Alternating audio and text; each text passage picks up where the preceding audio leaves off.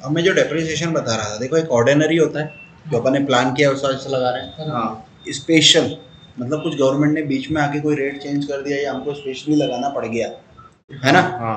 तो अपन वो लगा देंगे कि ये 1-2 महीने के लिए ज़्यादा डेप्रिसिएशन है या कम है, ठीक है। अनप्लान्ड मतलब मेरी मशीनरी थी 10 साल लाइफ थी, लेकिन वो एकदम से उसका कुछ मतलब आग लग गई या कुछ डैमेज हो गया, उसकी लाइफ कम हो गई, उसका यूसेज घट गया, तो वो अनप्लान्ड लगा दूंगा एक साथ। समझे? समझ में आ रही? 3 तरीके का डेप्रिसिएशन लग सकता है। अभी अपन कौन सा लगा रहे हैं? ऑर्डिनरी, ठीक है। तो अपन ने क्या क्या कर दिया, एक चार्ट ऑफ डेप्रिसिएशन बनाई, कंपनी कोड से असाइन करा, एसेट क्लास के लिए account determination number and screen layout बना के अकाउंट एसेट क्लास बनाई, उसके अकाउंट डिटर्मिनेशन से जीएल लिंकेज कर दी। अब जो चार्ट ऑफ डेप्रिसिएशन का डेप्रिसिएशन एरिया था 0-1, उससे अपने को अपना एसेट क्लास जोड़ना है। तो ये इंटीग्रेशन को बंद कर रहा हूँ, इसी के नीचे जनरल वैल्यूएशन में यहाँ मिलेगा determine depreciation area in asset class, okay. यहाँ के एसेट क्लास ढूंढेंगे अपन, अपनी क्या थी,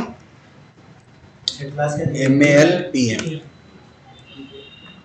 इसको लिया, डेप्रिसिएशन एरिया में गए, बाय डिफॉल्ट ये डीएक्टिव होता है, इसका एंटर हटाना चेकबॉक्स, और स्क्रीन लेआउट हमेशा 1000 रखना है, 1000 मतलब मेन एसेट पे लगाने के लिए, ठीक है, मेन पे, ठीक है।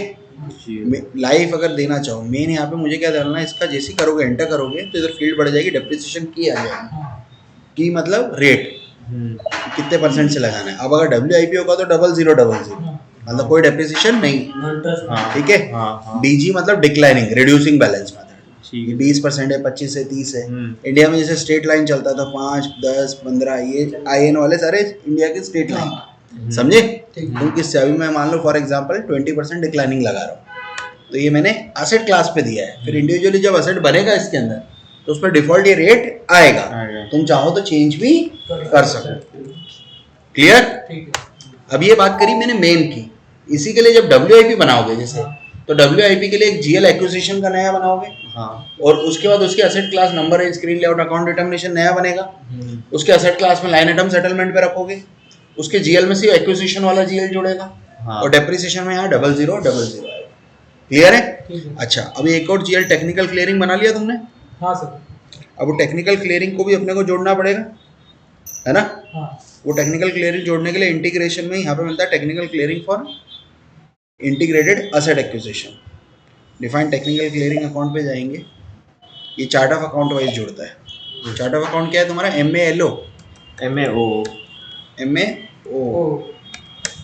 इस पे वो GL जोड़ूंगा जो टेक्निकल क्लियरिंग का तुमने बनाया, ये चार्ट अकाउंट पे जोड़ता है ना? ये एक ही बार जुड़ेगा, ओके।